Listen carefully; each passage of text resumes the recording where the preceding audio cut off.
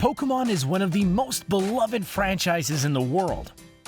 From the anime to the trading card game to the video games, Pokemon has expanded to become the beast that it is today. With success comes imitators also looking to climb to the top of the hill. Some of these Pokemon clones are much less subtle than others. In this video, we will be looking at both kinds of ripoffs, and you won't believe the nerve of the game developers in our final entry.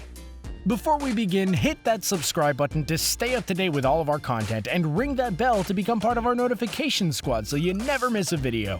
Without further ado, here are 6 Pokemon ripoffs that got what they deserved. Digimon. When the pretty obvious Pokemon knockoff Digimon first came out, it wasn't exactly a game. In 1997, Digimon made their first appearance in the form of little Tamagotchi toys because those were all the rage at the time until they started pooping all over the screen and died every time you reset. The anime debuted a year after Pokemon in 1999 and gained a massive following. All this success naturally led to the creation of a few video games. While entertaining enough to grab our attention as young and naive souls and to look for all the monsters we've seen on the show, the games were difficult to grasp. Digimon World, released in 2000, was an open-world exploration game. You play as a human summoned to the digital world by Digimon, who partners you up with a Digimon, so you can save the world from feral infected Digimon and whatnot. You constantly had to monitor your Digimon, and it was a real pain in the you-know-what. Digimon World 2 was completely different from the first. It was a dungeon crawler where you didn't have to deal with pooping monsters anymore, but you did have to deal with enemies that do not scale well in difficulty and a ton of grinding. Let's just say that the Pokemon games are designed much better. Monster Rancher. Could there be a ripoff of a ripoff? Well, Monster Rancher might just be that. The goal of the game is to raise your monster high enough in rank to gain fame and access to rare creatures. 1999's Monster Rancher 2 is a fun but time-consuming game that had the same drawback as Digimon. Whenever your monster reached a high level, it would die. You did, however, have the option to freeze them, allowing you to play with them in versus mode against friends forever so their memory will never die. One of the coolest features in Monster Rancher games is the ability to receive random monsters from CDs of various media. Seriously, you could use a Kanye West album to get a monster, or Disc 2 of Final Fantasy VII to get another. The game has so many monsters, so it's worth trying. All Monster Rancher games have the same premise, and they even came out with a largely unsuccessful trading card game. Copycats. Little Masters. Oh man, this game is literally a spitting image of Pokemon, but with no substance whatsoever. Little Masters is a total clone downloadable from the App Store for iOS. It's got pixel art reminiscent of Pokemon Ruby and Sapphire for Game Boy Advance, and one look at the cute and clever names of the monsters will have you in stitches. A lizard monster called Warmander. Really? Come on, it even has a flame on its tail! The game also features some of the same elements and types as Pokemon does. To top it all off, you have to catch these monsters and train them to become the champion. Like so many mobile games, there's only so much you can do before you have to wait to regain stamina and whatnot. Little Masters has no story, so being able to only battle 2 to 3 monsters a day made the game progress super slowly and made the experience crazy boring. Little Masters, there's only one word to describe you. Shameless. Dragon Warrior Monsters.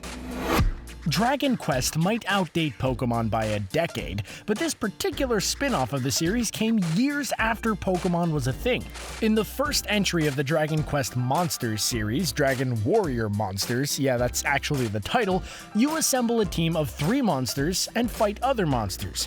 Beating bosses will unlock more warp gates, allowing you to explore more places. Your goal is to reunite with your sister by winning a tournament and raising the strongest monsters. The game encourages collecting and training monsters, but there isn't enough space for all of them. The storage feature is nothing like the boxes in Pokemon. If you don't use your monsters often, they begin to resent you and they'll disobey your commands. When fighting the final bosses, you never know when it'll end because there's no visible health bar, and you have no idea what monster is weak to what, so you're essentially running the game blind all the time. This game is just missing the simple fundamentals that Pokemon has mastered. Robopon. Robopon is a game that didn't really show its potential until the sequel, but the sequel wasn't an incredibly obvious ripoff, so we won't be talking about it in this video. The original Robopon was released 2 years after Pokemon Red and Blue in 2000 and just resembles the game in every way. The battle screen looks the same, the main character's sprite looks the same, hell, everything looks the same. Robopon released the Sun and Star versions at the same time and even uses a Pokédex-like style to describe each creature you discover. This is arguably as shameless a ripoff as Little Masters was, but it came out a decade earlier, so it's even worse.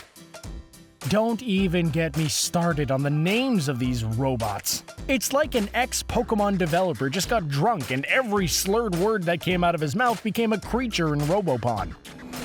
City Spirit Go. Pokemon Go took the world by storm when it was released in July of 2016. It actually got people off their butt and into the real world to catch virtual Pokemon. Besides all the accidents it caused, it was a mobile game that showcased the future of augmented reality. The game quickly died down, and let's face it, who wants to go trekking through snow to search for Pokemon in the cold winter weather? Not us. Well, Pokemon Go is still unavailable in China, so what's their solution? To develop a complete ripoff, of course. City Spirit Go just sounds like a clone, and that's exactly what it is. The app is free to download, but of course includes plenty of microtransactions for the chronically impatient. The mascot of the game looks a bit like Pikachu, and there's plenty of interesting looking creatures you could catch. At least it gives something for Chinese Pokemaniacs to do, even though there's no augmented reality components to the game. After all, you can't have your cake and eat it too. Well, there you have it. Some of these game and show developers have no shame. Do you agree with this list? Do you know of any other Pokemon ripoffs that we may have missed? Let us know in the comment section below. Also, if you haven't already, hit that subscribe button to keep up to date with all of our videos. Thanks for watching.